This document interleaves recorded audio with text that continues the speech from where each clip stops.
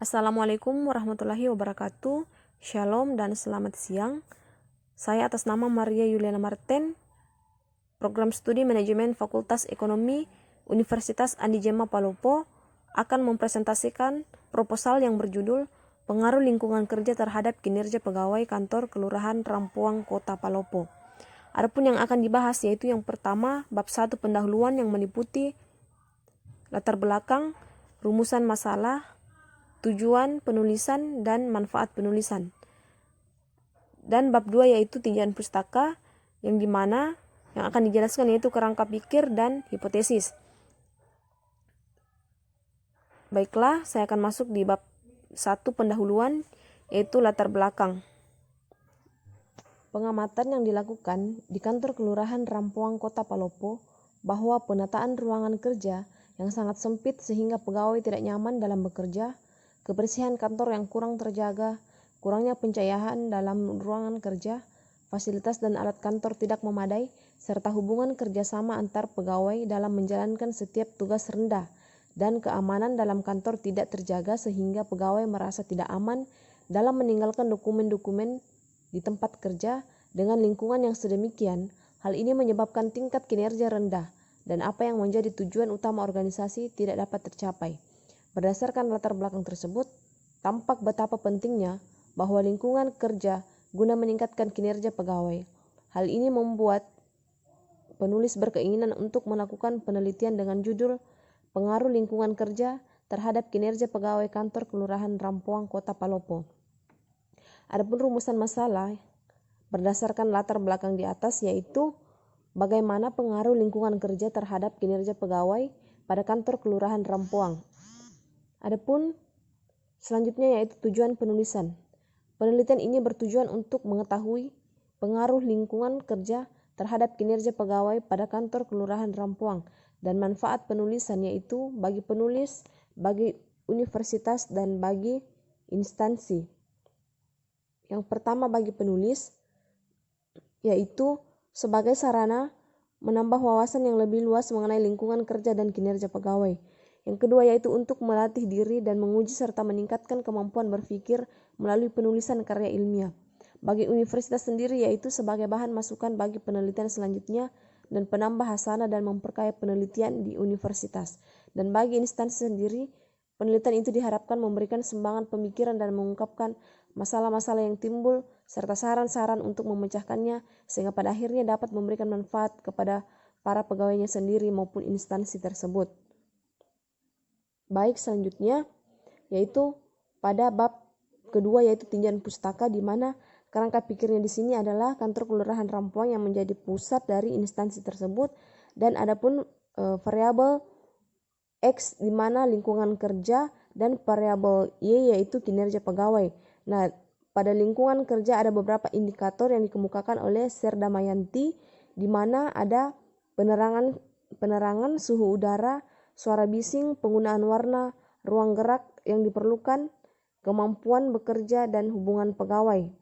Nah, adapun penjelasan dari beberapa indikator tersebut yaitu di mana yang pertama yaitu penerangan adalah sinar yang masuk ke dalam ruang kerja masing-masing pegawai dengan tingkat penerangan yang cukup akan membuat kondisi kerja yang menyenangkan. Guna mendapatkan keselamatan dan kelancaran kerja, cahaya atau penerangan sangat dibutuhkan karyawan. Oleh sebab itu, penerangan perlu diperhatikan agar adanya penerangan cahaya yang tidak terlalu gelap tetapi juga tidak terlalu menyilaukan, karena penerangan yang terlalu gelap menyebabkan penglihatan menjadi kurang jelas. Akibatnya pekerjaan menjadi lambat, karyawan sering mengalami kesalahan dalam bekerja hingga pada akhirnya menyebabkan kurangnya efisien dalam melaksanakan pekerjaan dan tujuan perusahaan akan sulit tercapai. Yang kedua yaitu suhu udara. Suhu udara dalam hal ini yaitu seberapa besar temperatur dalam ruangan kerja pegawai.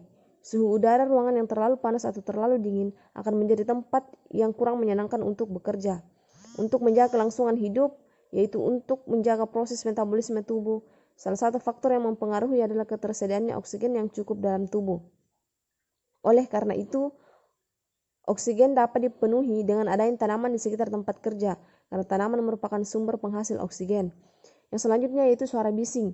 Dalam hal ini suara bising yaitu tingkat kepekaan pegawai yang mempengaruhi aktivitas pekerja. Polusi yang cukup menyibukkan para ilmuwan atau pegawai dalam bekerja adalah karena adanya kebisingan, yaitu suara-suara yang keberadaannya tidak dikehendaki oleh telinga. Karena dalam waktu yang lama, suara kebisingan tersebut dapat mengganggu ketenangan, merusak pendengaran, serta menyebabkan kesalahan dalam berkomunikasi.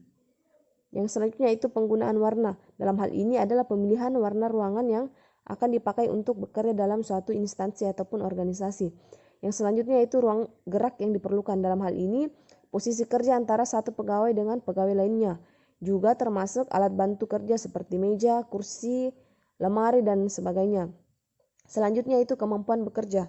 Kemampuan bekerja di sini adalah suatu kondisi yang dapat membuat rasa aman dan tenang dalam melakukan suatu pekerjaan. Dan yang terakhir adalah hubungan pegawai. Yang dimaksud di sini adalah hubungan pegawai dengan pegawai lainnya harus harmonis, karena untuk mencapai tujuan instansi akan cepat jika adanya kebersamaan dalam menjalankan tugas-tugas yang diembankannya. Baik, dan yang selanjutnya yaitu variabel Y, yaitu kinerja pegawai.